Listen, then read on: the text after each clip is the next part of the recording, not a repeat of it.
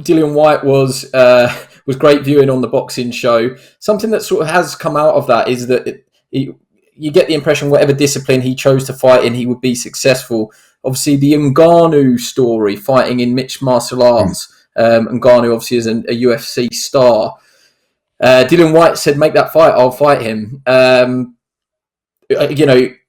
There is a bit of interest for it online. Would you be open to that, or do you want to sort of get him concentrating on boxing? It's not just interest online. There's huge interest everywhere for that fight. When I first started discussing it, it was just something that had been mentioned, and people have always, fans of both disciplines have always said, "Oh, Whyte against Ngannou is a cracker," and I've started to receive a lot of interest from numerous people about staging that fight now. I think it does colossal numbers. It's the first real genuine crossover fight. I know we had Floyd and we had Conor, but this is a different kind of fight. This is a different kind of just a different kind of experience. This is brutality at its absolute rawest, and this fight does huge numbers. Huge numbers. It's got the boxing fans, it's got the MMA fans, it's got the intrigue, it's got everything. And I never really thought we would take this too seriously, but in the last week, we have to take this seriously. So the aim for Dillian Whyte is to become a world boxing champion, but I wouldn't be surprised at all to see Dillian Whyte against Ngannou towards the end of this year. Obviously, we know Povetkin's next. But, whether it's October, November, December, I'm going to be reaching out to Dana White and saying, tell me how this works. Can we actually do this? Are we doing it in a ring? Are we doing it in a cage? Are we doing one round of each? I don't know. But it's really got a lot of momentum and a lot of promise. And I think there's a really good chance it could happen. Maurizio Suleiman said that February 2021 is still the locked-in date for Whyte's mandatory. We'll have to sort of see what impact the pandemic has on those dates. He did give himself a little bit of wiggle room and say that they are going to look at every single weight division. Let's just assume that Whyte did get his mandatory shot in February. Depending on the result of that, if it was AJ Fury or if it was AJ Dillian, would there be enough time left in the year for AJ to box twice if you sort of thought that Dillian or Fury boxed in February? Yeah, there's a lot of questions there. I think that the first thing is we have to make sure that Dillian Whyte gets what he deserves and what has been ordered. And that is to fight for the WBC title, not on February 21st, before February 21st. And that could come via an injury to Wilder, that could come to so many different things. But it's a difficult one for us because obviously a lot of people are talking about Fury against Joshua.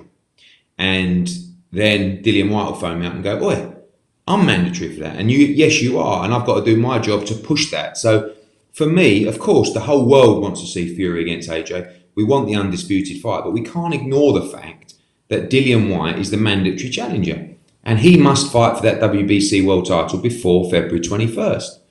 Now, what we've got to do is try and put the pressure on Maurizio Suleiman and say, no, and I saw the interview, and I saw him say, some divisions might be looked at because of the pandemic. This is not a division that should be looked at because this has gone on for too long now. So that's the date should be stuck to, and that's the date we'll be pushing and doing everything we can to make sure that Dillian finally gets his crack at a world title. One thing, just one last one on that. One thing I did put to Maurizio, which was sort of almost playing fantasy matchmaker, but if Wilder's injured with a bicep surgery, why can't they make Fury Whyte now? And he said that that's contractual between Fury and Wilder, and that's something the WBC can't get involved in. Well, they actually shouldn't let a contractual situation divert a mandatory defence. It's got nothing to do with WBC, the contractual situation. The rules are the rules. But we shall see. I just feel that if Dillian Whyte can't fight, if Wilder's not fit to face Fury, then Whyte should be made the immediate mandatory challenger. On AJ, obviously that news still trickles out. In terms of venues, Are you considering any other UK venues for that fight other than Spurs' stadium? I think in the previous Yeah. time interview I spoke to you, you said that the Garden, the Matchroom Garden, wouldn't necessarily be in play for AJ, but it would be for White and Povetkin. Other than Spurs' stadium, is there any other UK venues you've considered? Yeah, there is, because I think we have to. Although I do feel that we will see crowds back this year, actually, and I think every day that passes sort of gives me a little bit more positivity about that fact. But right now, we're working on the assumption that AJ against Pulev will not be able to take place in a venue the size of Tottenham Hotspur Football Club. So our absolute priority for AJ Pulev is to stage that fight in the UK. Great for sport coming back, great for businesses coming back. Let's get the world heavyweight title fight taking place on these shores. That's the number one priority. Yes, we've had interest from the Middle East, the Far East. Yet to receive anything official from Croatia yet, but they've shown some interest as well.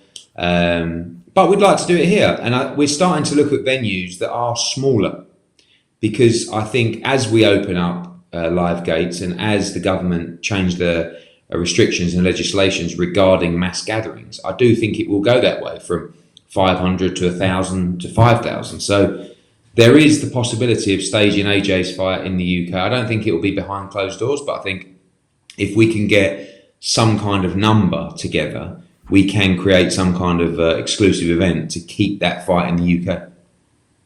Last one before I let you go. It must be difficult with young boxers and social media and what they choose to post. Not been a great week for Amo Williams following the posting of the sparring. Have you spoke to him at all? Obviously, he posts a couple of messages on social media. Just, yeah, he posted it, and then he has released an apology and an explanation.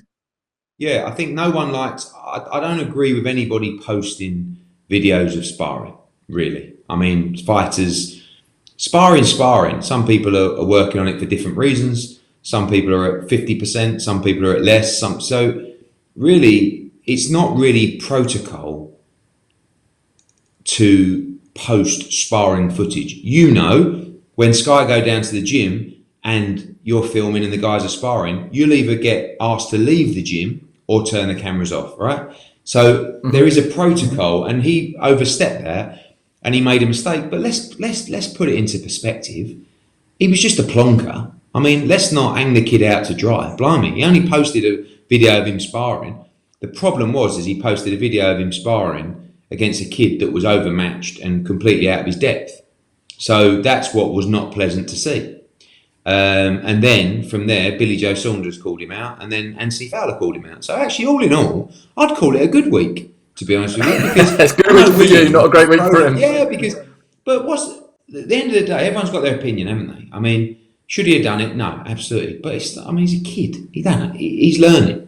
But what he has done is, I'll tell you what, everyone in the UK knows who Amo Williams is, who's a fight fan. So he's actually texted me. He texted me last night, and he's a confident kid.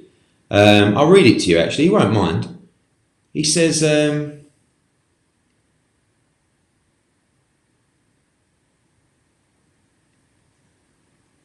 Eddie, I'll fight anyone. Just like in the amateurs, I went open elite after 2 fights. I adjusted. I become the number 1 in the US in 1 year and 6 months.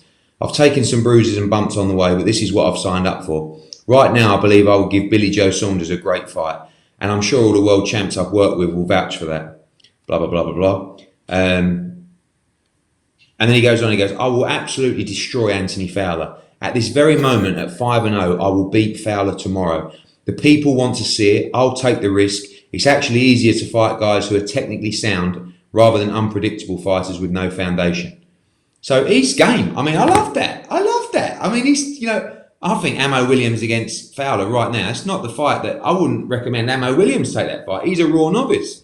But yeah, I mean, Fowler against Amo Williams, let it build a little bit, give him a few more fights. That's a big, big fight. So Amo Williams, 1 on the wrist for being a naughty boy and a plonker for posting that video. But big thumbs up for getting your name out there and ruffling some feathers and maybe making some big fights along the way.